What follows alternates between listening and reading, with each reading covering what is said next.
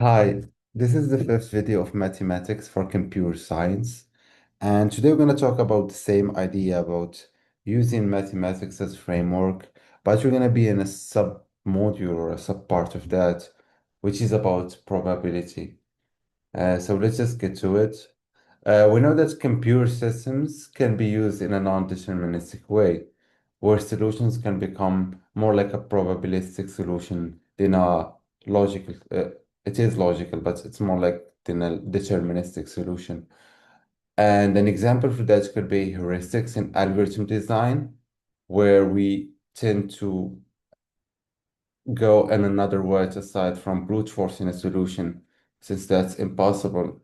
We try to make decisions through through the algorithm to make the solution goes faster, and those decisions needs to be in a probable way, depending on the space of that problem and the variables of that problem.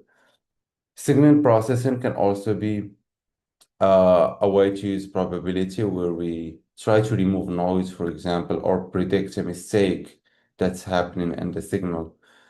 And cryptography, we talked about that already. For example, generating random numbers, where we need to make sure that number is really random and it's not following a pattern that can be exploited. So the big challenge that we have in making a non-deterministic models in computer systems is correctness.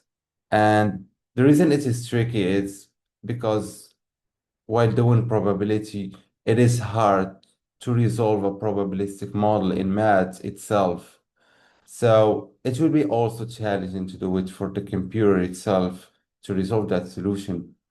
So from the basis, we have a problem of correctness that we can tend to fall off. And where that problem most of the time it comes from intuition. Intuition is the biggest pitfall that we can fall in.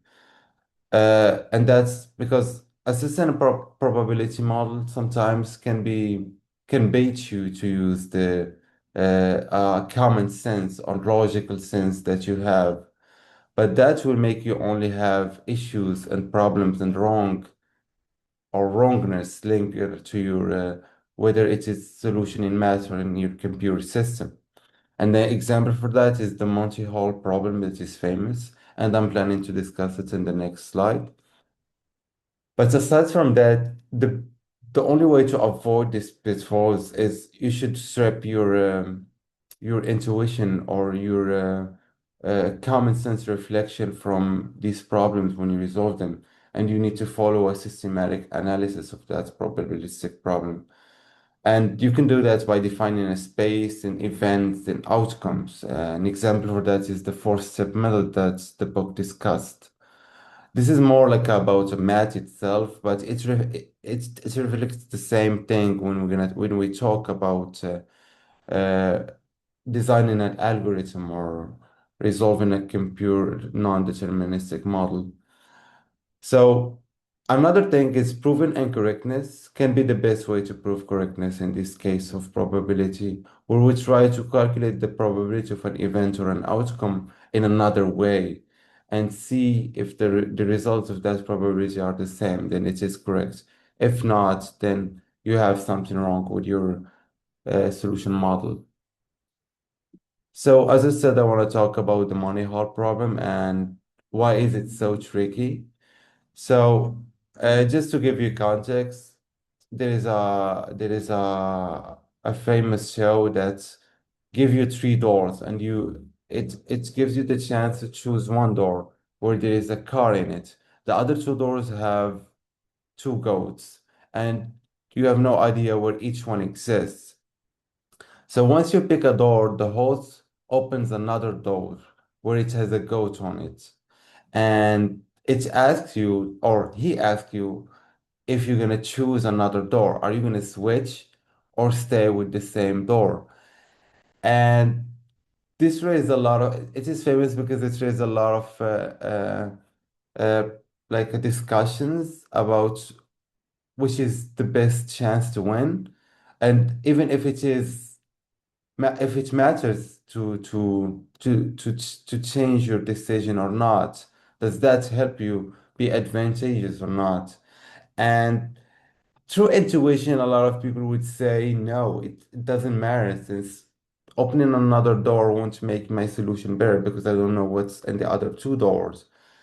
But in fact, when you put the space and the outcomes and the events, you can tell that removing one door will increase your probability if you switch to the next door. If you put all the events that exist and all the outcomes that exist and calculate each probability of them and split that probability to the ones that you switch and the ones that you say, the probability of switching, it's two times by three you can win. On the other hand, when you stay, it's just one time by three chance to win. So yeah, that's just an example of following your intuition can be a big pitfall, and the only way to see or resolve your probabilistic problem is through a systematical approach.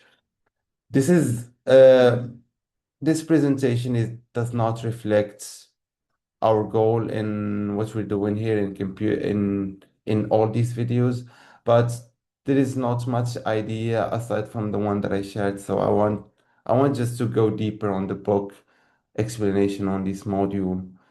So yeah, thank you for watching and see ya.